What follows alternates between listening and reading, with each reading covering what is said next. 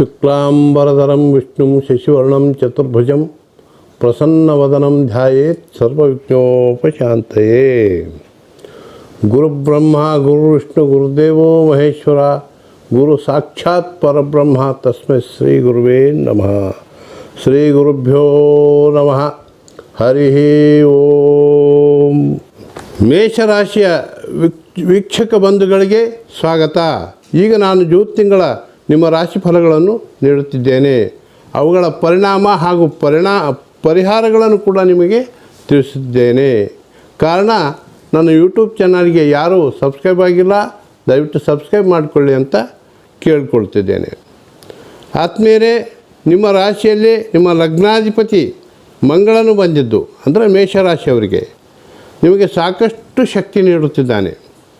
ಎರಡನೇ ಧನಸ್ಥಾನ ಹಾಗೂ ಕುಟುಂಬ ಸ್ಥಾನದಲ್ಲಿ ಅಂದರೆ ವೃಷಭ ರಾಶಿಯಲ್ಲಿ ಗುರು ಬಂದಿರುವುದರಿಂದ ನಿಮಗೆ ಮನೆಯಲ್ಲಿ ಅತ್ಯಂತ ಶುಭ ಕಾರ್ಯಗಳು ನಡೀತವೆ. ಈ ಒಂದು 12ನೇ ಶುಕ್ರನು 3ನೇ ಸ್ಥಾನಕ್ಕೆ ಬಂದು ಎಲ್ಲವೂ ನಿಮಗೆ ಶುಭವಾಗುತ್ತದೆ.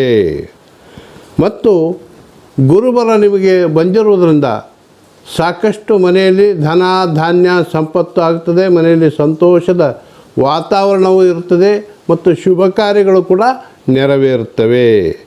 ದಿನಾಂಕ 12ರಂದು ಶುಕ್ರನು 3ನೇ ಸ್ಥಾನಕ್ಕೆ ಬಂದು ಎಲ್ಲವೂ ಶುಭವಾಗುತ್ತದೆ.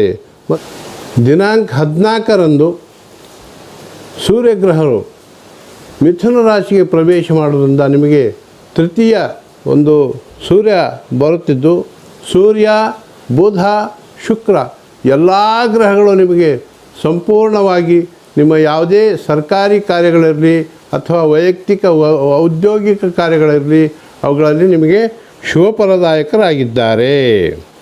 ಇನ್ನು ವ್ಯಾಪಾರಿಗಳಿಗೂ ಕೂಡ ತುಂಬ ಲಾಭವಾಗುತ್ತದೆ.